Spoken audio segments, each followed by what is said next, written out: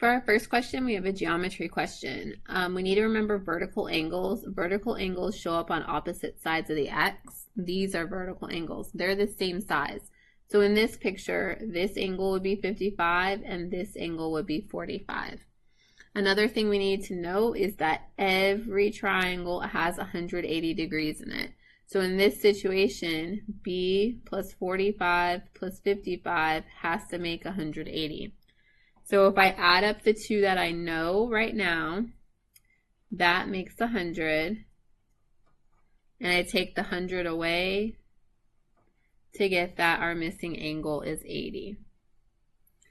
Our next question, number 83, is a systems equation. There's a way to solve this problem if it's not multiple choice, but since it is multiple choice, we want to use our choices to help us. So remember that when you have points, they're x and then y. So the first one would be x, the second one would be y. I'm checking to see if when I plug them in, I get a true statement. So what do I mean by that? So if I take the last point, x is 2 and y is 1. If I rewrite this problem, I plugged in the 1 for y, I plugged in the 2 for x. I want to see, does the left side equal the right side? So if I follow my steps for order of operations, I'd multiply first, and then I'd add, and I get 1 on this side. So the left side did equal the right side, so that worked. I have to check this second equation because it has to work for both. So I'm going to replace the x with a 2, I'm going to replace the y with a 1, and I have to check if the left side equals the right side. So order of operations says I do multiplication first,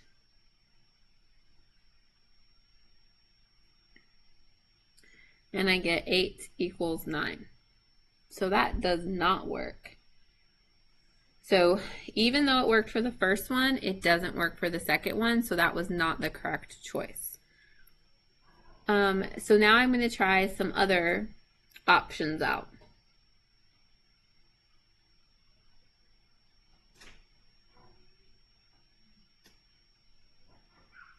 So I'm going to go with C next, and I'm going to try the first one. It's 3 is equal to negative 2 times 1 plus 5. So 3 is equal to negative 2 plus 5, which gives me 3. So the top equation worked. I got to try the bottom equation. My x was a 2. My x is a 1. My y is a 3. 3 times 1 is 3. 2 times 3 is 6. So my left side does equal my right side. This point, C, worked for both equations, so that's my solution. Number 84, we have this weird symbol. It's just a box. It says if I'm defining it, x box y is equal to this expression. That means wherever I see an x, I'm going to, in the expression, whatever number comes first is like my x. Whatever number comes after the box is like my y. So I'm replacing the x with a negative 2, and I'm replacing the y with a positive 2. It's just like a code to tell you what to replace. So now I do order of operations. I do my multiplication first, and then I subtract.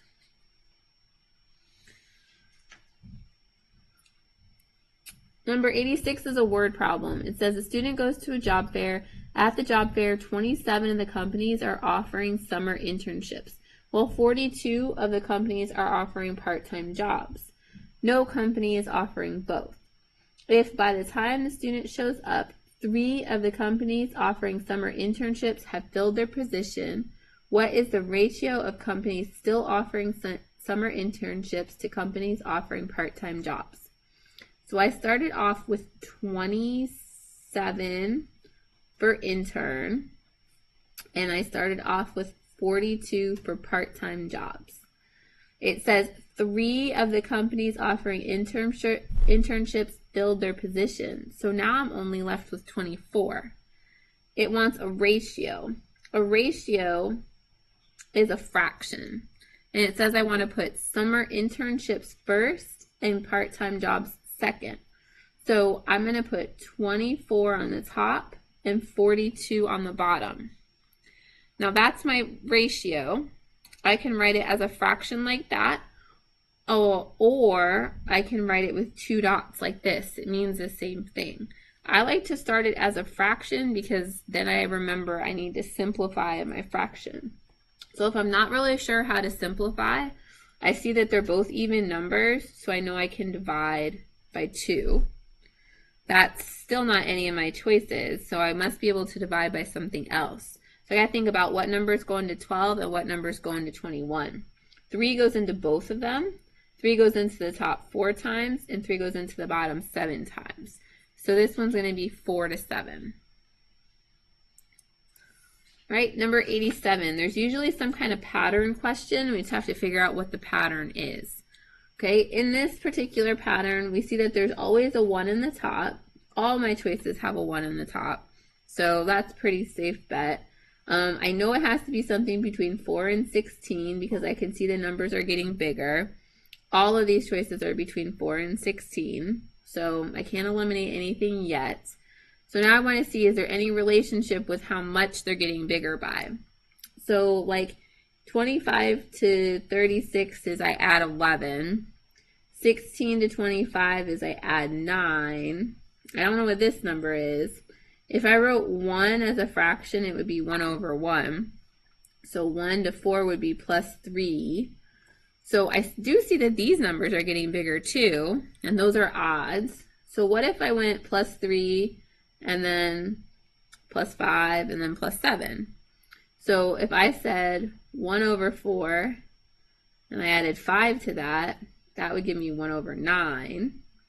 And then if I added 7 to that, that would give me 1 over 16. So that actually worked. That's the pattern. I go plus 3, plus 5, plus 7, plus 9, plus 11. That's one way I could figure this one out. So my answer is 1/9. Another way I could figure this one out, that's my missing one, is if I noticed what kind of numbers those were in the bottom. These numbers in the bottom are special numbers. There are perfect squares. This is 1 to the second, 2 to the second, skipped 1, 4 to the second, 5 to the second, 6 to the second. So if I had recognized that those numbers were special numbers, they're perfect squares, I would know this would have to be 3 to the second, which is 9. So that's another way I could recognize that pattern.